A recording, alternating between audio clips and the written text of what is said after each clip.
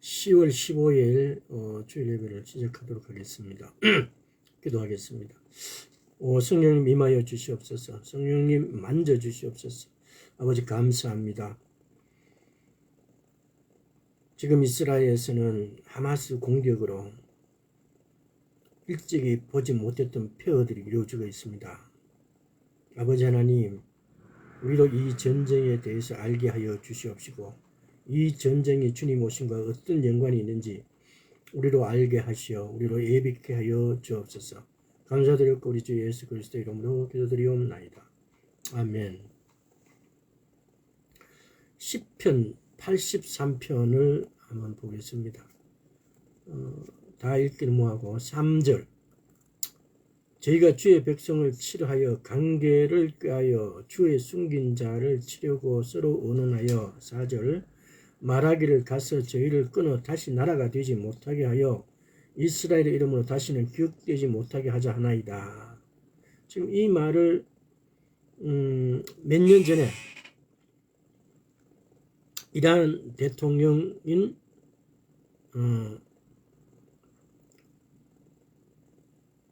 내자든가 하는 사람이 이걸 유엔 연설에서 이렇게 연설했어요. 이스라엘 이름으로는 다시는 기억되지 못하게 한다고. 이스라엘 나라를 없애버리겠다고. 그 다음에 6절, 곧 에돔의 장막과 이스마엘인과 모압과 하갈인이며 그발과 암몬과 아말렉이며 블레셋과 두루거민이요 아수르도 저희와 연합하여 롯 자손의 도움이 되었나이다. 셀라, 주는 미단에 행하신 것 같이 기손신에서 시스라와 야빈에게 행하신 것 같이 저희에게 행하소서. 그 다음에 12절, 저희가 말하기를 우리가 하나님의 목장을 우리의 소유로 취하자 하였나이다. 지금 여기서 보면은 6절에 에돔, 에서 우선들, 이스마엘인, 이스마엘인은 지금은 그 사우디인가 아마 그렇게 모압과 하갈은 이집트를 말하죠. 모압과 암몬은 롯의 후손들. 그리고 그발은 지금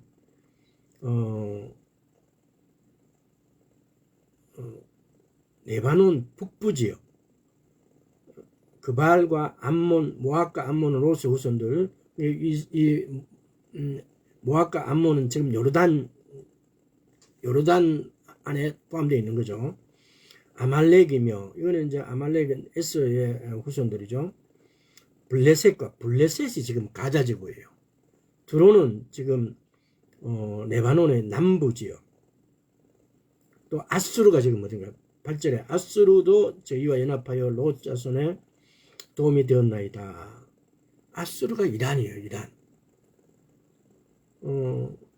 지금 보면은 유프라테스 강과 티그리스 강 두 강 사이에 있는 유프라테스와 티그리스 강 사이에 유프라테스 강 있고 위에 티그리스 강이 있는데 이 사이에 있는 나라가 이란이에요. 아수르예요.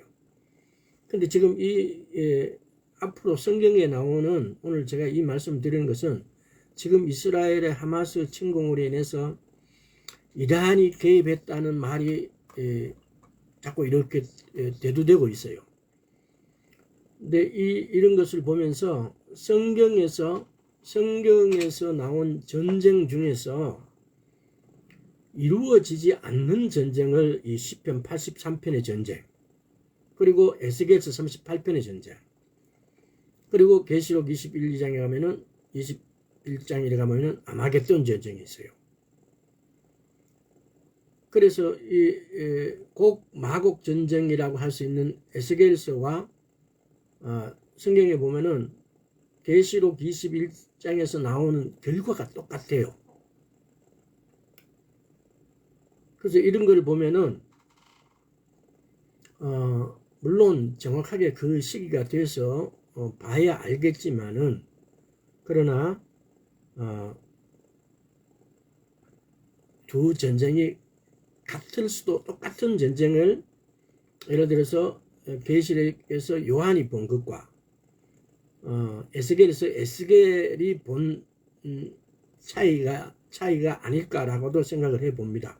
그러나 오늘 지금 제가 이 시편 83편을 읽고 여기에 나오는 나라들을 이렇게 둘러보면은 만약에 지금 가자지구, 블레셋 지구에서 또 위에서 지금 레바논 지역에서 헤즈볼라는 이란으로부터의 사주를 받는 군대예요. 테러 집단이죠. 쉽게 말하면은 하마스나 헤즈볼라는 이스라엘 내에는 가자 지구에는 하마스라는 테러 집단들이 게릴라 집단이죠. 쉽게 말하면은 가자 지역을 통치를 하고 있어요.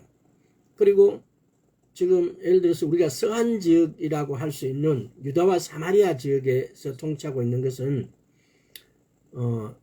파타라 그러죠. 파타라는 조직이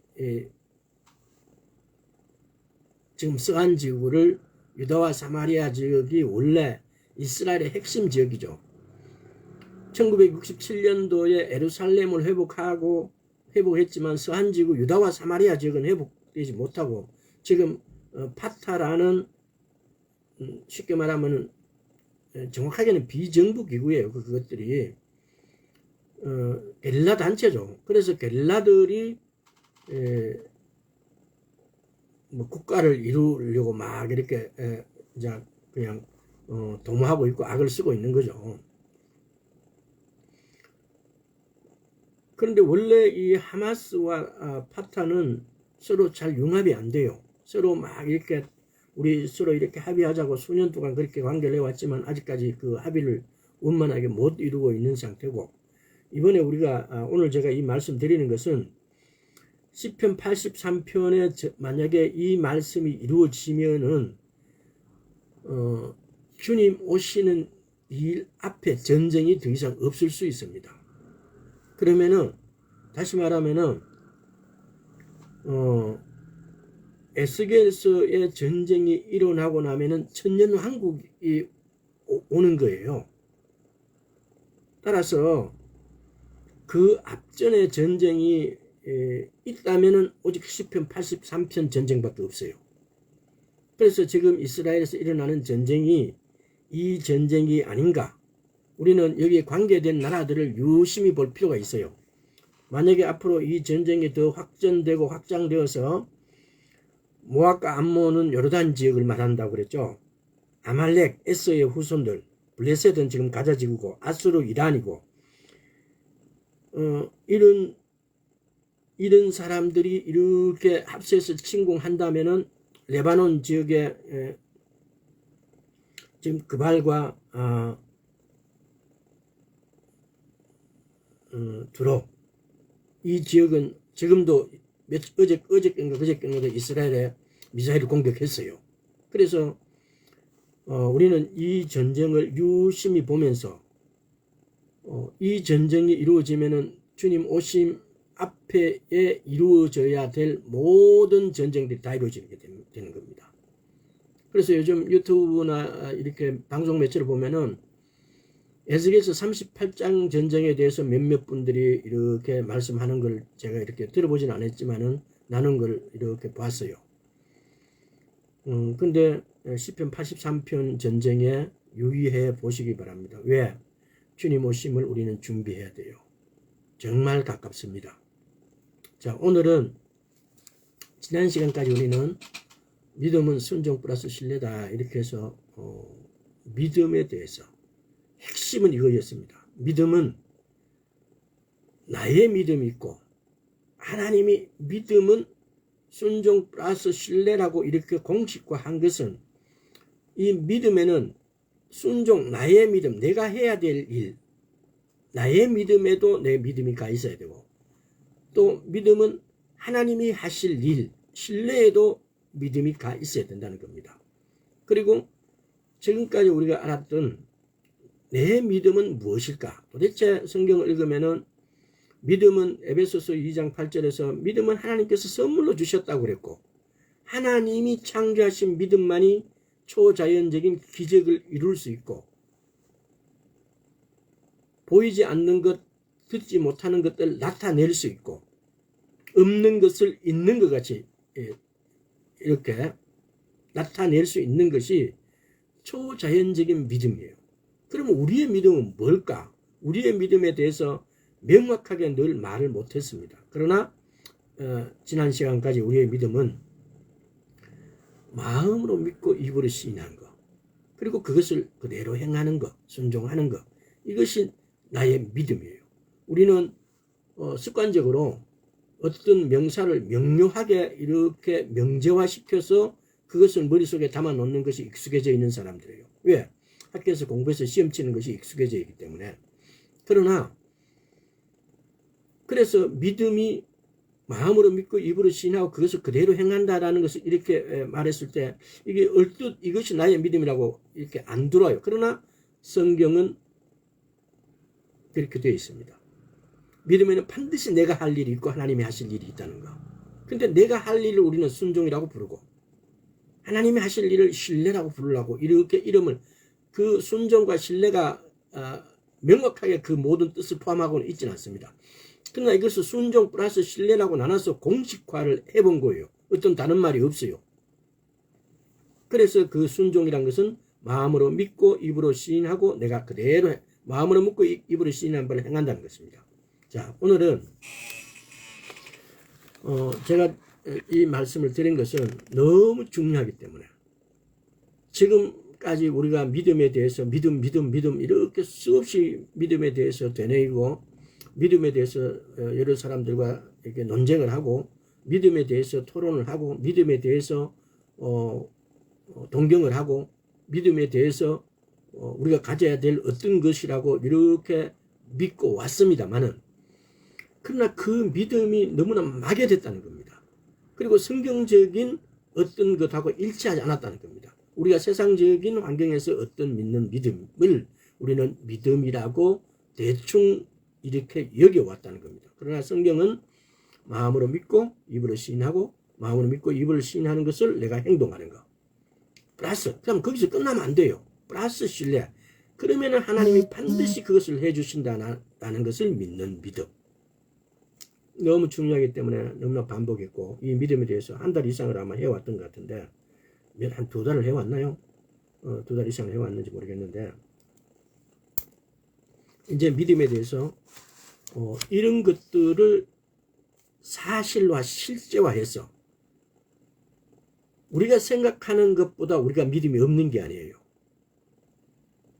근데 우리가 믿음이 없는 게 아니고 우리가 믿음이 있음에도 이것을 나타내지 못한 것은, 믿음을 발휘하지 못한 것은 믿음을 잘 몰랐기 때문에.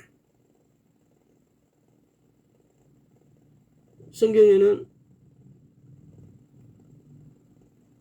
우리 보고 하나님께서는 믿음이 약한 자, 없는 자라고 질책도 하셨지만은, 그러나 성경에 보면은 믿음을 너무나 단순하게 해서 베드로가 물 위로 걸었을 때 믿음은 우리가 생각하는 분량만큼 그렇게 어마어마한 내공이 들어가야 되고 어마어마한 말씀을 읽어야 되고 어마어마한 어떤 것들을 가져야 되는 게 아니에요. 믿음은 너무 단순해요. 그냥 믿는 겁니다. 마음으로 믿는 겁니다. 여러분들도 이걸 테스트를 해보세요. 마음으로 믿는다는 것이 얼마나 내 임의로 되어지는 것이 아니라는 거.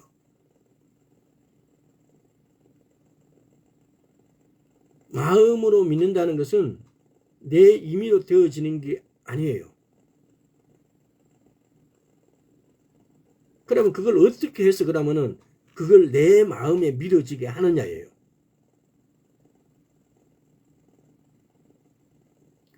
몇 시간 전에 우리가 마음은 영이다라고 이렇게 결론을 짓고 마음으로 믿는다. 마음은 예를 들어서 성경에 보면은 마인드로 이렇게 된 것은 생각을 말하고 마음은 주로 하트로 기록되어 있다. 또 때로는 언더스탠딩으로 기록되어 있다. 근데 하트라는 것은 실제 심장의 어떤 조직을 말하는 것이 아니고 그것이 마음으로 의미적으로 이렇게 쓰여졌을 때 마음, 이렇게 했을 때 그 마음은 영에 속하는 것이다. 때로는 우리가 보면은 이런 게 있어요. 제가 그걸 정리를 못했는데 오늘 아침에 어떤 책을 읽으면서 그걸 정의할 수 있어요. 요즘 교회에서 보면은 크리스찬 사이언스라는 이런 말이 막 나돌아요. 그래서 크리스찬 사이언스라는 개념이 뭐냐 이러면은 우리는 하나님은 영이시다 그래요. 하나님은 영이시니 요한복음 4장 24절에 하나님은 영이시니 신령과 진정으로 예배를 드리라. 뭐 이렇게 1구절에 이렇게 나와요. 신령과 진정으로. 그것도 저번에 말씀드렸죠. 하나님은 영이시다 그래요. 크리스찬 사이언스라는 개념은 이건 이단적인 사고방식이에요. 무슨 말이냐면 그런 것이 그런데 어떤 교단에서 이렇게 자동적으로 이렇게 묻어서 흘러나와요. 무슨 말이냐 이러면요. 그 사람들이 말하는 크리스찬 사이언스는 그 과학은 성경적 과학이라고 이렇게 명명해갖고 크리스찬 사이언스라고 이렇게 명명한 사람들은 영을 말하는 것이 아니고 생각을 말해요. 그래서 생각으로 병을 고칠 수 있다. 생각을 바꾸면서 생각을 달리하면서 생각에 변화를 주면서 생각으로 어떻게 믿으면서 막 이런 개념이에요. 그래서 우리는 분명히 말하잖아요. 하나님은 영이시라고. 그래서 우리를 어떻게 논리적으로 우리 인간 스스로를 파악하자면은 나는 영이에요. 그리고 혼을 가지고 있어요. 그리고 우리는 몸 안에 몸 안에 살고 있어요. 나라는 존재는 영이에요. 그리고 혼을 가지고 있고 몸 안에 사는 존재예요. 그런데 크리스찬 사이언스는 생각의 변화에 따라서 병을 고칠 수도 있다라고 주장하고 있어요. 그럼 이건 비성경적인 거죠. 왜? 하나님은 영이시니까 우리가 하나님을 믿고 의지하고 따른다는 것은 하나님이 영이시니까 하나님이 아들로 삼으시고 딸로 삼으신 우리도 영적인 존재로 만들어 놓으셨어요. 그래서 예를 들어서 짐승은 개는 그러잖아요. 혼과 육은 있어도 영이 없어요. 죽으면 이 세상에서 그 개의 육신이 죽으면 끝이에요. 근데 사람은 그렇지 않아요. 내가 이 세상에서 죽어도 내 영은 영원히 살아있어요. 그래서 내 영은 지옥을 가든지 아니면 하나님 나라에 가든지 둘 중에 하나를 가게 되어 있어요. 그래서 이런 부분들에 이단은요, 사단은요, 묘하게 이렇게 파고들어요. 때로는 우리가 갖고 있는 지식적인 기반이 성경적 지식, 사회적 지식 이런 것들이 애매모호한 틈을 타가지고 그것이 마치 크리스찬 사이언스처럼 과학적이고 이게 성경에 이걸 대입하면은 이 성경은 과학이다 이렇게 해서 성경을 마치 띄워주고 성경이 일반 사람들이 보는 어떤 성경의 가치에서 과학이란 소재를 첨가시켜가지고 성경이 그만큼 과학적이니까 그만큼 잘 믿자라고 유도하는 것 같은데 보면은 약간 꼬리를 틀어버린 거죠. 그래서 영이신 하나님을 생각의 차원으로 끌어내려버리는 사탄의 괴계죠. 오늘 나누어야 될 것은 기름 부으심입니다. 기름 부으심. 사도행전 1장 8절 보겠습니다. 기름 부으심이 도대체 뭔지 지금 우리가 믿음을 공부했고 믿음에 대해서 많이 알아봤습니다. 그리고 제가 단언컨대 제가 믿음은 순종 플러스 신뢰인데 순종 플러스 신뢰라고는 김미진 간사가 말했어요. 그러나 그 믿음이 순종에 포함된 것이 마음으로 믿고 입으로 시인하고 마음으로 믿는 것을 행동하는 것이 나의 믿음, 내가 해야 될 것이라고는 아무도 이야기하지 않았어요. 하나님께서 직접 가르쳐 주신 거예요. 자, 그래서 1장 8절 오직 성령이 너희에게 임하시면 너희가 권능을 받고 예루살렘과 온 유대와 사마리아와 땅끝까지 이르러 내 증인이 되리라 하시니라. 이게 지금 보면요. 성령이 내게 임하면 하고 임하면과 너희가 권능을 받고 이 사이에 기름 부음이 있다는 겁니다. 이건 송기철 장로님이 그렇게 말씀하셨고, 그래서 저는 그것을 100% 수긍해요. 성령님이 우리에게 임하시면은 권능을 받는 것하고 사이에 기름 부음이 있다는 겁니다. 자, 그러면은 도대체 기름 부음이 뭐며, 왜 우리는 기름 부음을 사모해야 되고 기름 부음을 받아야 되고,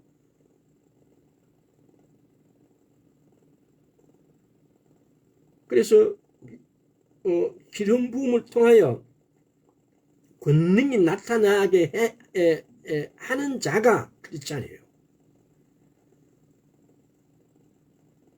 우리는 성령을 받았어요. 그래서 방언도 해요. 근데 기름 부음이 임하지 않으니까 아무것도 나타나지가 않아요. 그래서 기름 부음이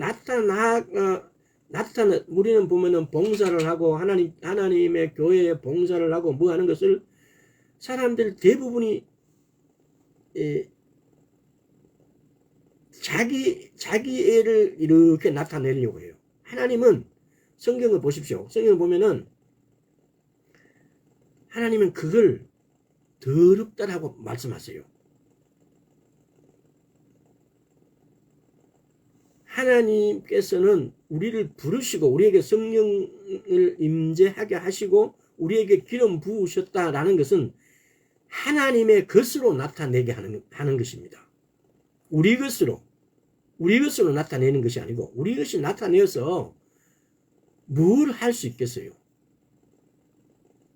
내 안에 있는 것은 오직 탐욕과 더러운 욕망과 이런 것밖에 없는데, 그래서 우리가 하나님 앞에 가면 녹아버린다 그러잖아요. 왜? 하나님은 완전하신 분이에요. 더러운 것이, 죄가 그 앞에서 존재할 수가 없어요. 하나님 앞에. 이사야서 55장입니까? 58장입니까?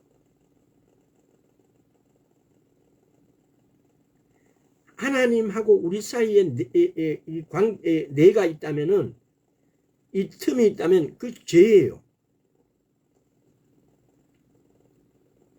그래서 예수를 믿는 많은 분들이 자기가 열심히 노력해갖고 하나님을 열심히 노력해갖고 자기 애를 과시하는 것이 하나님께 대한 충성이라고 생각하는 분들이 많아요. 전혀 아닙니다. 우리는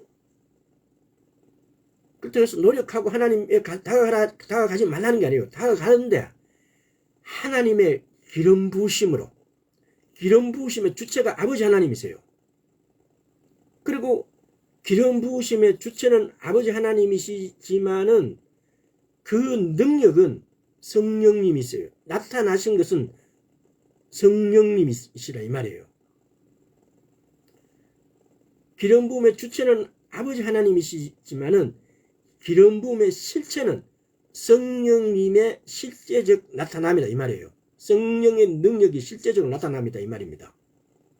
그래서 우리가 봉사를 하는 것, 우리가 하나님 나라를 위해서 뭔가를 한다는 것은 내 것으로 하는 것이 아니고 이 기름 부으심을 통해서 아버지의 것으로, 하나님의 것으로, 성령님의 것으로, 예수 그리스도의 것으로, 이것으로 우리가 봉사를 하고 헌신을 한다는 겁니다.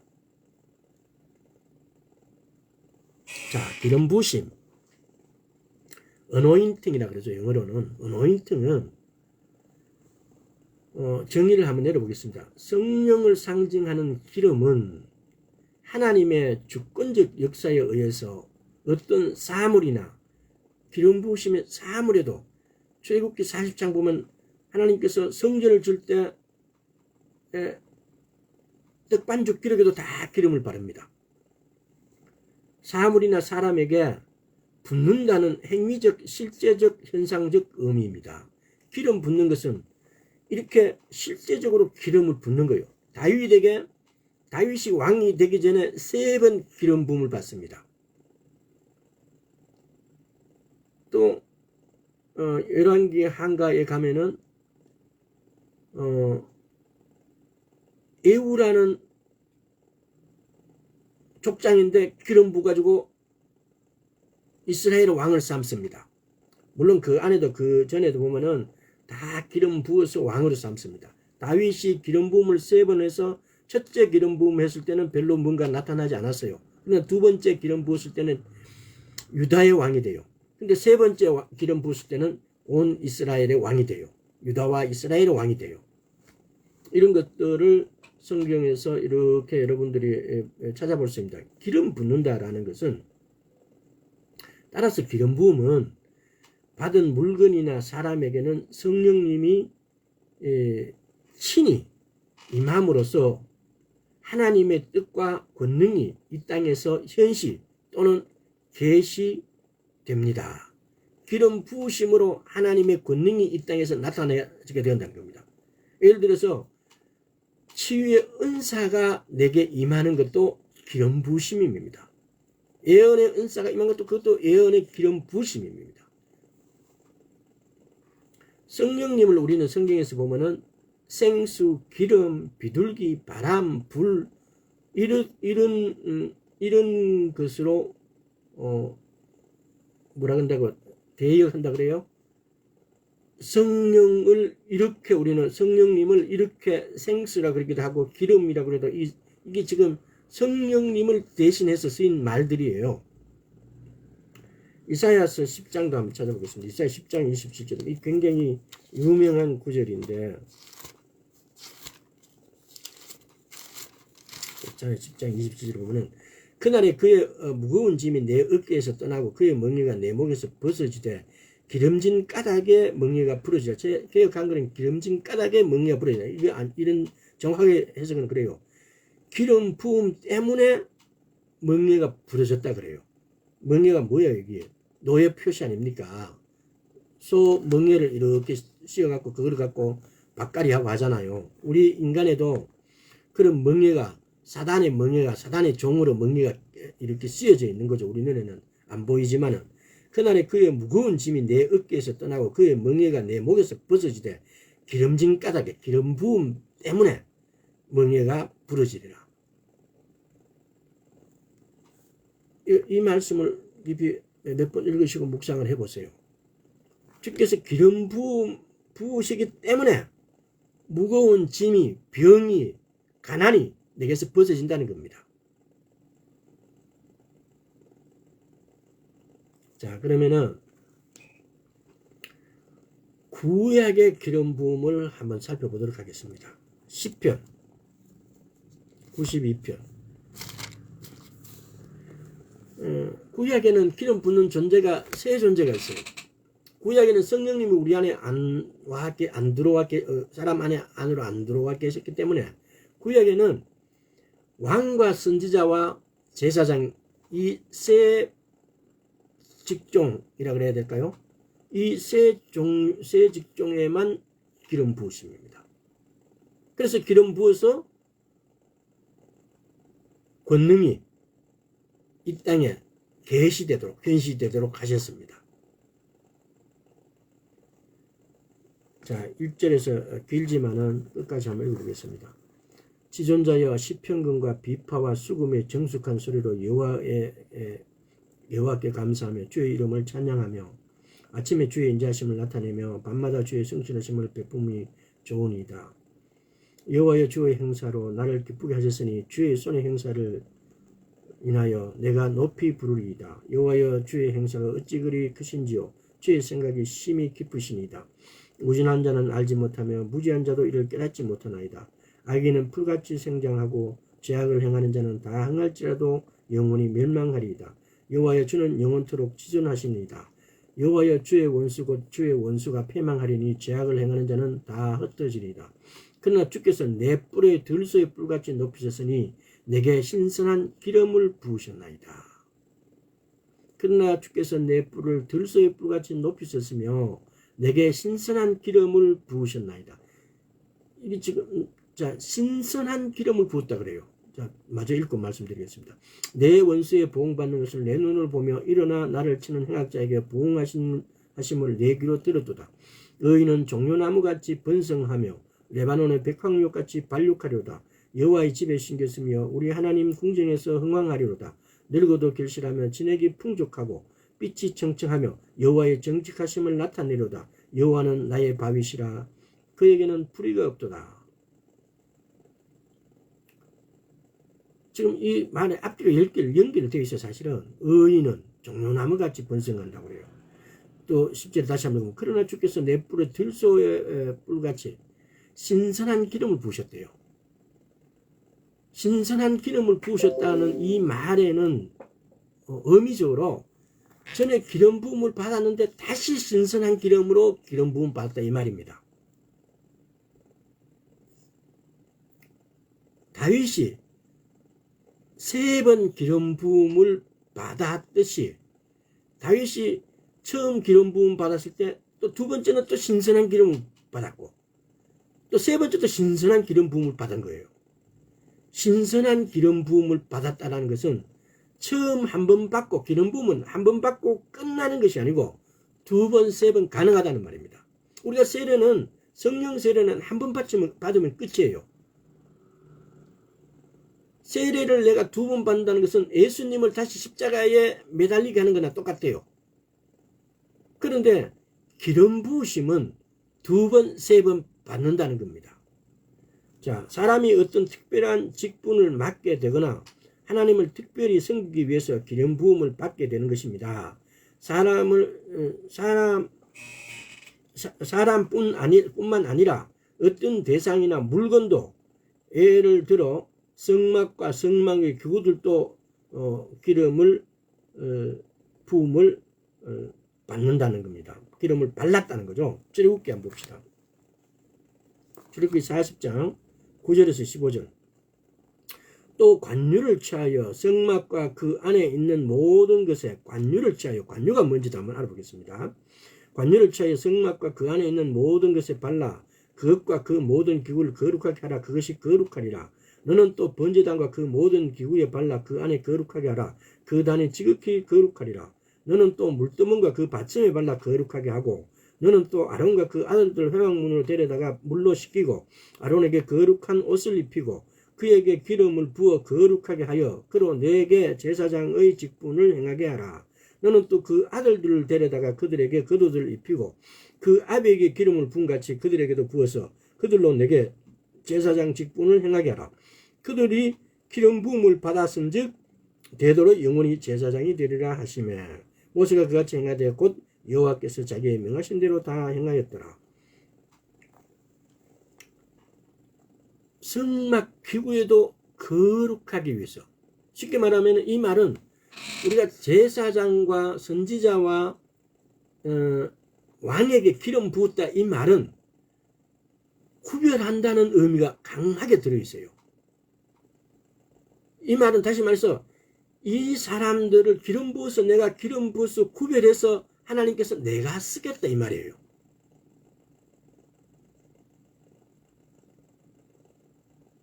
나의 종으로 나의 사역자로 이렇게 하나님께서 사용하실 때 아까 사도행전 1장 8절에서 성령이 임하면 기름 부음을 받고 기름 부으심으로 권능을 받는 거예요. 기름 부으심으로 내가 왕으로서 제사장으로서 선지자로서의 권능이 내게 임한다는 겁니다. 우리가 왕인데 아무 권능이 없다. 선지자인데 예언을 못한다. 제사장인데 제사장으로서의 어떤 역할을 못한다. 하나님의 어떤 권능이 아무것도 임하지 않았다. 그러면 누가 그 사람을 존중하겠어요? 누가 그 사람을 존경하겠어요? 니나네나 이렇게 뭐 이런 말로 그냥 쉽게 말하면 그냥 아무렇지도 않게 대접을 해버리겠죠. 근데 이렇게 기름 부으시면 하나님의 권능이 임한 거예요. 그래서 그것을 나타내지는 거예요. 하나님께서 구별하는 거예요. 그렇게 여기시는 거예요. 지난 시간에도 제가 말씀드렸잖아요. 거룩하다는 것은 정결하고 정결한 줄 한 줄과 구별하고 구별 이 정결과 구별이 이 새끼처럼 쭉 올라가갖고 끝까지 끝을 모르게 이렇게 간 것이 거룩한 거예요.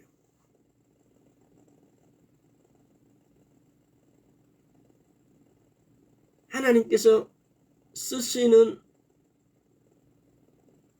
도구나 제기, 쉽게 말하면 제사 지내는 하나님께 하는 도구, 성막이라든가 이런 구별하는 물품들, 또 사람을 하나님께서 거룩히 여기셔가지고 쓰세요.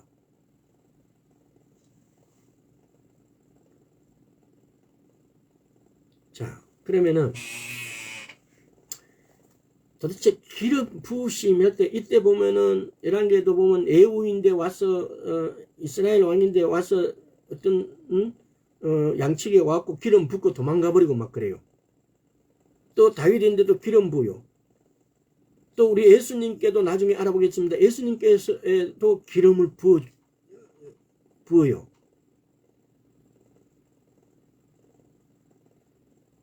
마리아가 예수님 돌아가시기 전에 왜 기름 부었을까? 근데 그 기름은 도대체 어떤 기름이었던가? 자, 출애굽기 30장 한번 보겠습니다. 그러니까 우리는 기름을 아무거나 막 이렇게 붓는 것 같은데, 저에게도 이게 있는 게 이게 지금 뭐냐 이러면은 Blessing from Jerusalem Anointing Oil 해서 이걸 이렇게 있어요. 그럼 여기 보면은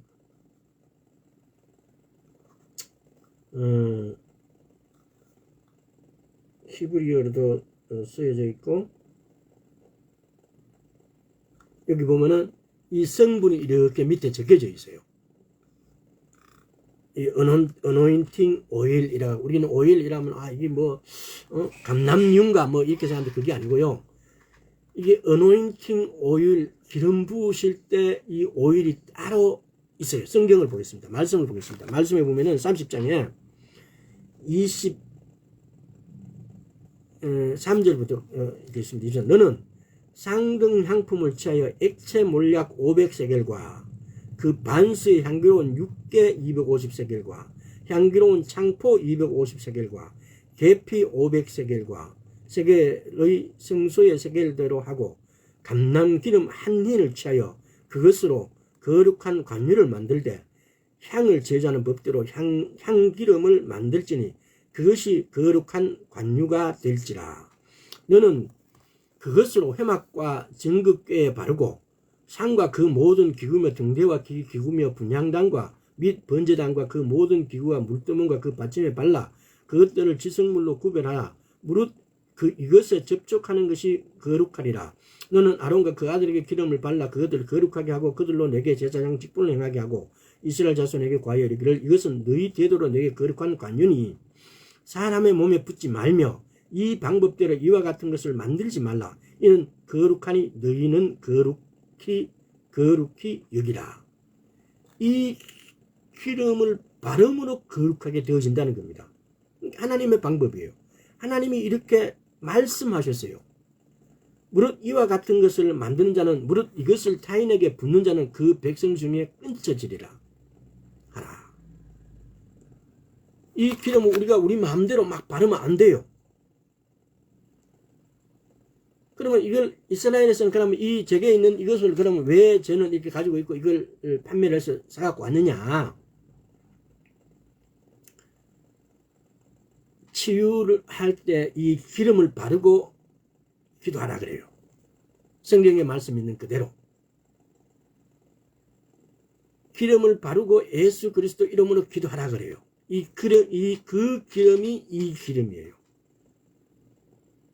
이게 관유라 그래요. 관유. 쉽게 말하면은, 자, 그 밑에도 한번 읽어보겠습니다. 여호와께서 모세에게 이르시되 너는 소야판과 나감향과 풍자향과 향품을 취하여 그 향품을 유향에 섞되 각기 동일한 중수를 하고 그것을 향을 만들 때 향 만든 법대로 만들고 그것을 소금을 쳐서 성결케 하고 그 향 얼마를 곱게 찌어 내가 너와 만날 회막 안 증거궤 앞에 두라. 이 향은 너희에게 지극히 거룩하니라. 내가 만들 향은 여호와를 위하여 거룩한 것이니 이 방법대로 너희를 위하여 만들지 말라. 무릇 맡으려고 이 같은 것을 만드는 자는 그 백성 중에서 끊쳐지라. 향단이 있어요. 지성소 앞에 향단에 이 향이 있는 거죠. 그래서 액체 몰약 500세겔, 육개 250세겔, 향기로운 창포는 우리가 들어봐서 알죠. 창포 비닐도 있으니까. 계피 500세겔, 계피도 알죠? 감람기름 한 흰. 그래서 오늘 보면 세겔은 보통, 세겔도 보면은 이스라엘에서는 성전에서 제사장들이 쓰는 단위가 있고 일반 사람들이 쓰는 단위가 있어요. 약간 틀려요, 보면은.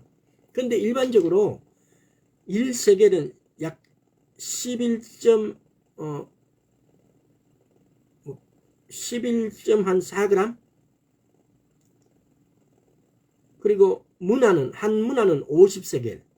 한 달란트는 약 3,000세겔. 한 달란트는 보통 이 계산을 하면은 한 34kg. 이렇게 알고 있으면 돼요. 때로는 뭐 한 45kg 가는, 그렇게 말하는 사람도 있고 그래요. 한 달란트가. 베가는 반세겔, 약 6g. 그리고 게라는 20분의 1세겔. 뭐 굳이 뭐 대충 알고 계세요.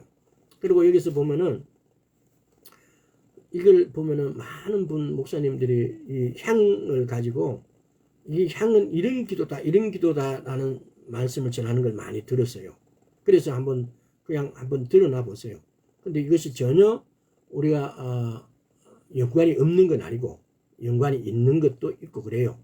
그래서 소합향이란 것은 단풍나무 진액, 끈질기고 오랜 기도하는 의미를 담고 있다. 나감향은 홍게, 이 각각류 껍데기, 그러니까 깊은 기도. 이 나감향은. 풍자향은 갈색 고무나무, 향이 자극적이지만은 다른 향과 배합되면은 오래 지속된 거, 오랜 기도. 또 벌레를 내쫓는. 그러니까 이 풍자향은 벌레를 물리치는, 악하고 더러운 사탄들을 물리치는 그런 어떤 역할. 유향나무의 진을 말린 약재. 유향은 독을 처리합니다. 그래서 이 향마다의 특징이 이렇게 있다는 것은 기도와 연관시켜서. 그리고 소금은 예배자는 반드시 중보자여야 한다는 의미가 갖고 있습니다. 예배자라는 것이 뭐고 중보자가 여러분 다 알 겁니다. 히브리인들은 이 사람들은 양을 치고 이러다 보니까 각자 주머니가 있어요. 소금 주머니가 있어요. 물도 굉장히 귀하지만은 소금 주머니가 없으면 그 땡빛에 일사병으로 쓰러져요. 그래서 이 사람들은 항상 자기 소금 주머니를 갖고 있는 거예요. 그래서 이 소금이 말하는 의미가 예배자는 중보자여야 한다라는 겁니다. 소금을 갖고 있다. 이 소금은 항상 예배를 드리는 자, 항상 중보자라는 개념입니다. 이게 중보자라는 개념이 골로새서 이렇게 보면은 우리가 이걸 몇 달 전에 한번 그런 이야기를 얼뜻 나눈 것 같아요. 중보자는 오직 한 분 예수 그리스도라고.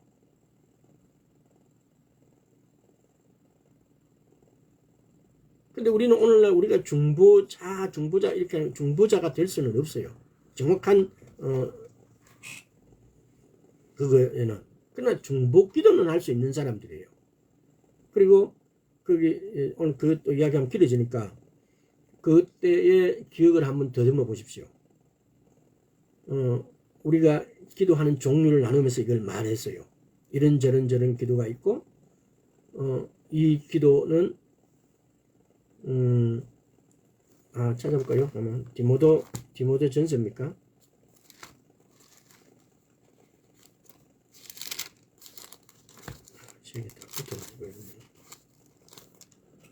자, 디모데전서 2장. 그러면 내가 첫째로 권하노니 모든 사람을 기도와 간구와 기도와 도고와 감사를 하되 임금님들과 높은 지위에 있는 모든 사람을 위하여 하라. 이게 도고. 우리가 할 수 있는 중보는 도고예요. 도고. 사실은.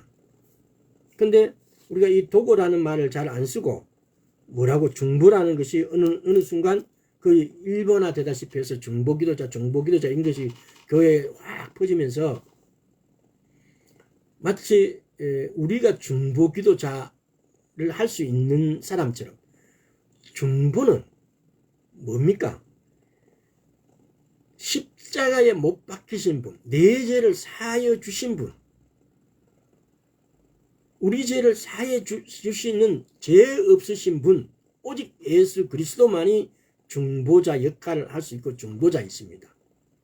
그분만이 하나님의 대신해서 하나님의 나라 일을 우리에게, 우리의 일을 하나님께를 고할 수 있는 분이고 중재할 수 있는 분입니다. 그분이 중보자예요. 내가 죽는다고 해서 내가 누군가를 대신 누구의 죄를 대신 사할 수 있나요? 우리는 중보자가 될 수 없는 존재. 왜? 죄인이에요. 피조물이에요. 근데 하나님 자신이 죄 없으신 분이 죽으심으로 우리 모든 인류의 죄를, 과거의 죄, 현재의 죄, 미래의 죄까지를 짊어지시고 갈 수 있는 분, 이분이 중보자예요. 그래서 우리가 할 수 있는 건 도고기도예요. 도고기도. 그러니까 왜냐하면은 성경의 용어를 이렇게 한번 잘못 써버리게 되면은 그것이 마치 일반화돼 가지고, 지금 그렇잖아요. 도고기도 이라면은 네가 뭘 잘못 알고 있다라고 오히려 이렇게 내가 마치 잘못 알고 있는 것처럼 이렇게 지적을 당해요.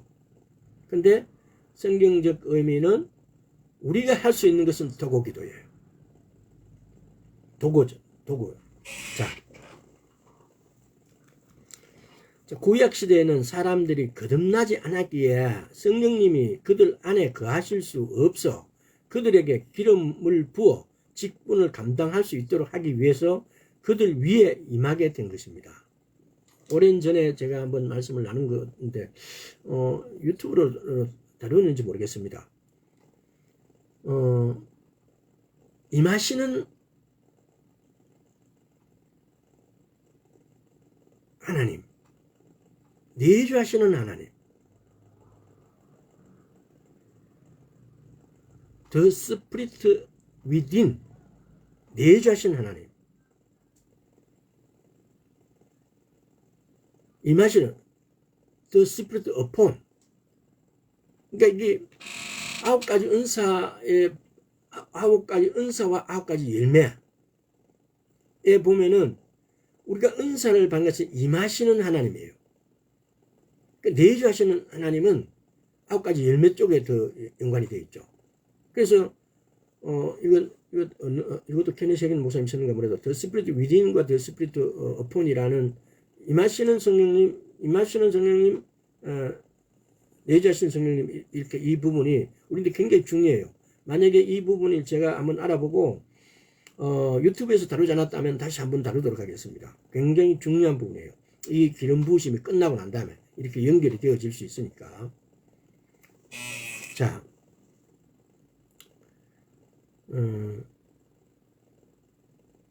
새 언약에서는 요한복음 14장 보면은 믿는 자들 속에 내주하세요. The Spirit Upon은 그러니까 내주하신 성령님은 그러면 요한복음 요런 걸 보고 내주한다는 걸 한번 찾아보겠습니다. 요한복음 14장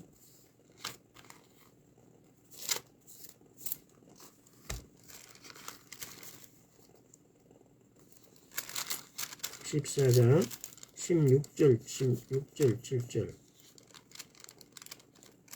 굉장히 천천히 떼야 되네.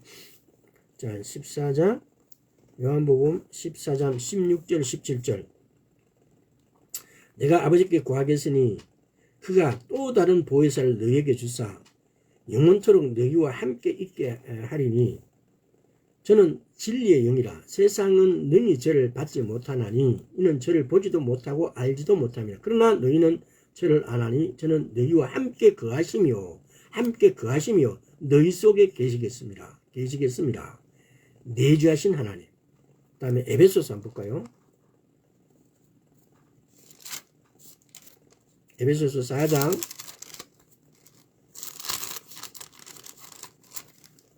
11절 12절 그가 혹 사도로 혹은 선제로 혹은 복음 전환자로 혹은 목사와 교사로 주셨으니 이는 성도를 온전케 하여 봉사 일을 하게 하며 그리스도의 몸을 세우려 하십니다. 이제 뭐 흔히들 이걸 직분을 하는데 직분을 가진 사람에게 임하시는 성령님.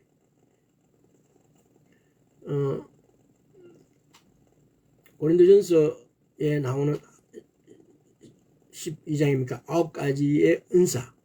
갈라디아서 5장에 나오는 9가지의 열매. 이런 부분하고 연관이 있는 겁니다. 자,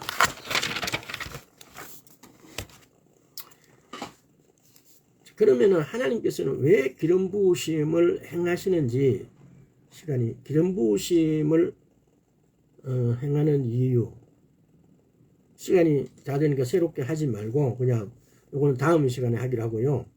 그래서 기름 부으심을 왜 우리가 받아야겠어요? 기름, 우리가 막 전도한다, 복음 뭐 이렇게 전한다, 이렇게 교회를 위해서 봉사를 하는 대부분의 사람들이 처음에 말씀드렸지만 전부 자기의 노력, 자기 애로 하고 있어요. 하나님이 원하는 것은 성령이 우리에게 임하면 우리가 기름 부으심을 받고, 그래서 하나님의 권능을 나타내는 것이 우리라는 존재예요. 우리의 가치는 내 것으로 하나님의 어떤 것을 전할 수 있는 존재가 아니에요. 하나님의 것으로 전하는 존재예요. 그래서 하나님께서는 기름 부으시는 거예요. 하나님의 권능이 나타나도록. 근데 우리는 많은 사람들이 성령을 받고 기름 부으심을 사모하지 않아요. 그래서 기름 부으심을 받지 않고 밖으로 나가요.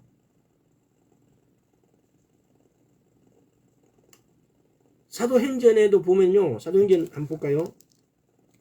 23장인가?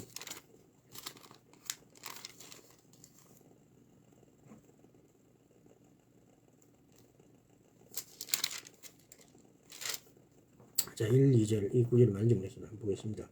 바울이 공리를 주목하여 가로되 여러 번 형제들이 오늘날까지 내가 범사의 양심을 딴 하나님을 성견을 하거늘 대제사 아나니아가 바울 곁에 서는 사람인데 그 입을 치라며. 이 구절이 아니네요.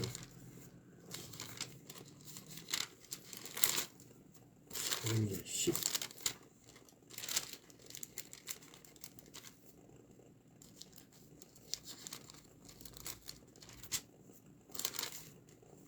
자, 13장. 안디옥 교회의 1절 선지자들과 교회 교사들이 있으니 곧 바나바와 니게르라 하는 시므온과 고레네 사람 누기오와 분분한 헤롯이 젖동생 마네인과 및 사울이라. 주를 섬겨 금식할 때 성령이 가르치되 내가 불로 시키는 일을 위하여 바나바 사울을 따로 세우라 하시니 이에 금식하며 기도하며 두 사람에게 안수하여 보내니라. 왜 안수하고 보냈겠어요? 이 사람들이 대부분이 사도나 선지자나 예를 들어서 사역자로 나갈 때 이렇게 안수하고 그 교회 내에 있을 때는 그 사람들에게 쉽게 말하면 기름 부음이 임하지 않아서 어떤 권능이 나타나지 않았어요. 그런데 이렇게 안디옥 교회 선지자로 파견되어질 때 이렇게 안수하고 보낸다는 것은 기름 부으심이 임하게 해서 밖으로 내보냈다 이 말입니다. 그래서 우리는 이 기름 부으심을 사모해야 됩니다. 그래야만이 내가 복음 전하는 자고 내가 전도자고 하나님의 일을 이 땅에 계시하고 현시하는 존재가 되어진다는 겁니다. 내 노력으로 내 생각으로 내 마음으로 내 열성으로 이렇게 하는 것은 오히려 하나님께 죄를 짓는 경우가 되어질 수도 있습니다. 내 열정이 갈망이 있는 것은 굉장히 중요해요. 유튜브로서 제가 이야기를 했는지는 모르겠습니다만은 갈급함이 우리가 제일 먼저 하나님께 구해야 될 어떤 것들 중에 하나가 갈급함이에요. 내게 하나님의 사모하는 하나님을 사랑하는 하나님의 말씀을 읽고 싶은 이 갈급함 갈망이 내게 없다면은 우리는 이 책보다 세상에 길들여진 재미있는 책이 너무 많아요. 세상에 길들여진 재미있는 프로그램이 너무 많아요. 요즘 유튜브 보면 안 나오는 게 없어요. 또 뭐 어떤 유선이나 이런 데 보면 영화 모든 영화가 다 그 안에 넷플릭스 보면 다 들어가 있어요. 여기에 손이 갈 수가 없어요. 눈길이 갈 수가 없어요. 그래서 하나님께 우리가 요청하고 요구하는 기도 중에 하나가 뭐냐? 갈망한 갈급함을 부어달라고요. 이 갈급함과 갈망함이 없으면은 우리는 하나님 말씀에 손이 가지 않아요. 이 갈급함과 갈망함이 굉장히 소중해요.